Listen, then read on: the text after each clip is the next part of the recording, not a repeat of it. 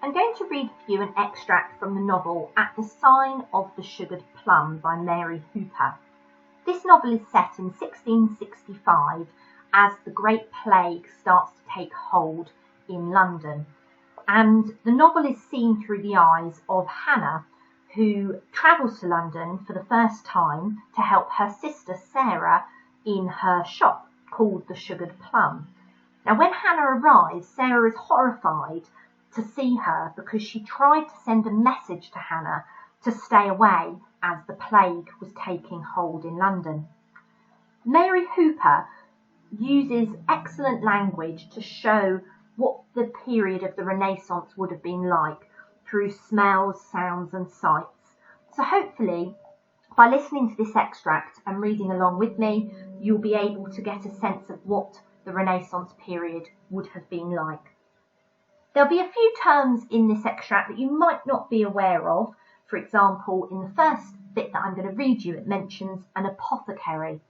Now, an apothecary is essentially somebody that makes herbal remedies up and uses that as medicine. So someone might buy something directly from an apothecary, or a doctor, a physician at the time, might employ an apothecary to make up medicines that they can then sell.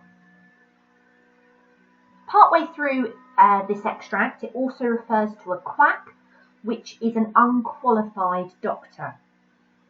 There are a few other terms in the extract that you might not know, but hopefully in the context that they're written in, you're able to work them out. So the bit I'm going to read you is from chapter 3 of this novel. A few days later, I contrived a reason to go to the apothecary's shop again.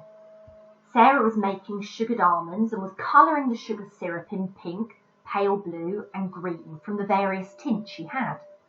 I suggested that pale gold almonds would look very well amongst these, and asked if I should go to Dr. De Silva's to buy saffron.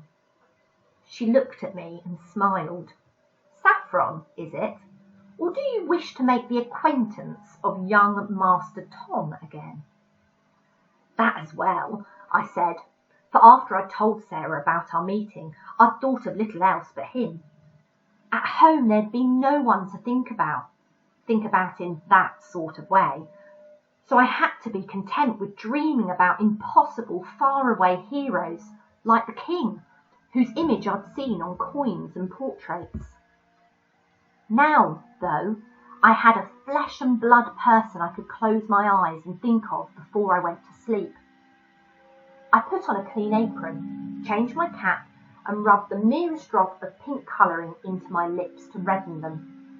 However, to my great disappointment, I did not find Tom in the shop, but instead met the doctor himself.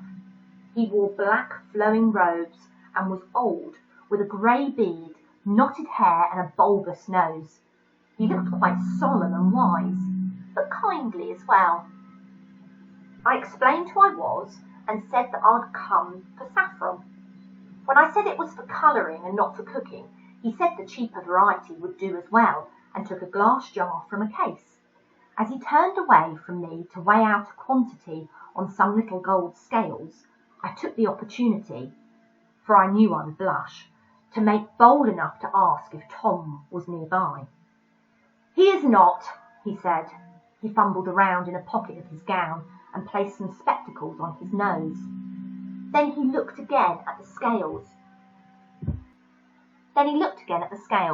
And added a few more spidery stamens of saffron to the pile.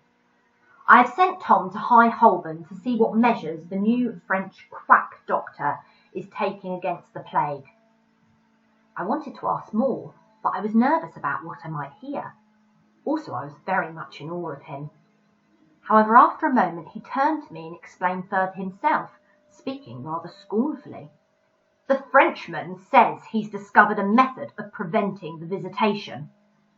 He says he stopped the plague in Lyons and Paris.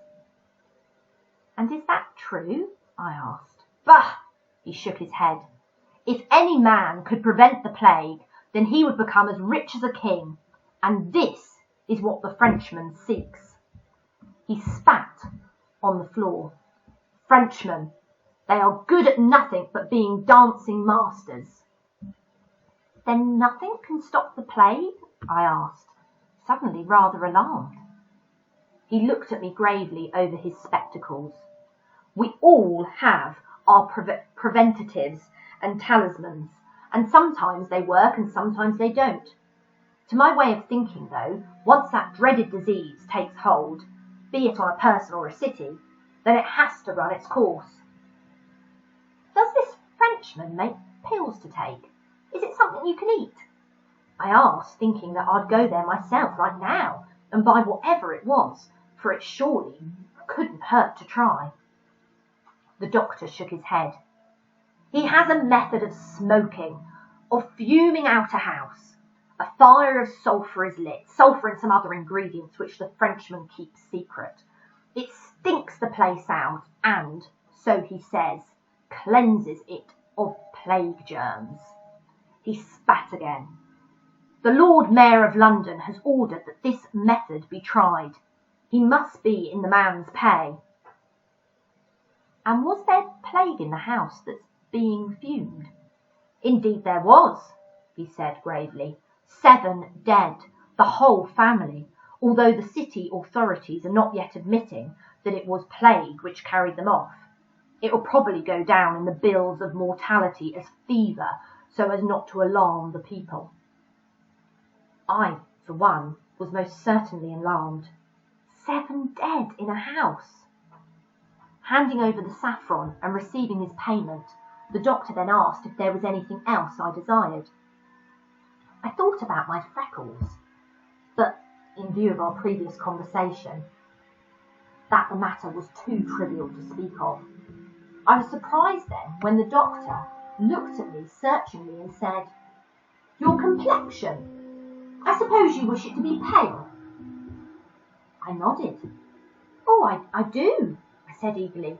"I've tried things myself. I've washed my face with Maydew and bathed it with the juice of lemon, but nothing works." "What sign of the heavens were you born under?" I shook my head, bemused. "I do not know, sir." "I ask you because I use the methods of Nicholas Culpeper." I shook my head, not understanding. I had heard of this man and knew he was a herbalist, but did not know the methods of which Dr. De Silva was speaking. "Culpeper decided that the planets in the heavens were responsible for the various diseases which afflicted us, and that the planets also govern different parts of our bodies, our blood, skin, heart, and so on." I nodded, frowning with concentration. "So to cure people, he uses plants governed by planets which are in opposition to those associated with the parts of the body." I did not really understand, but I tried to memorize his words so that when I saw Tom again, he would not think me totally ignorant of his chosen calling. The doctor asked my birth date, and when I told him I was born on the 23rd day of July, he said that it was no wonder I had fiery colourings, because I was a subject of the sun. He pulled out a drawer beneath his counter and showed me a long, papery, dry leaf. "This is yellow dock," he said. "You must steep it in warm water and vinegar and leave it for 3 days, and then bathe your face with the resulting liquid." He wrapped the leaf in a foil of brown paper, and when I asked him what I owed, he said that Sarah was a good customer and I could have the leaf for nothing. After a moment's hesitation, I asked if there was anything I could do to make my hair less red and less curly. "You can comb it with a lead comb," he said. "I have heard that darkens the hair considerably." "Do you—" I began, but he shook his head, staring at me over his glasses. "I do not sell brushes, combs, or complexion paints for the ladies. But if you wish your hair less curly, you may find that lads love a little of that plant in the herbal infusion, may help to straighten it, and you can find this herb at any wayside." I thanked him kindly for his advice and for the leaf, curtsied, and went to leave. On opening the door of the shop, though, I had to tussle with a great black and white hog which tried to push me back. While I was engaged in pushing it out, several chickens ran in, for there was a market at the end of the street that day, and a greater variety of animals than usual were sniffing and grunting and trotting around outside. I caught 2 chickens, but another ran towards the doctor, its claws clipping on the marble tiles, and the doctor roared at it so that it turned tail immediately and ran out squawking, its tawny feathers flying. I could not help but laugh.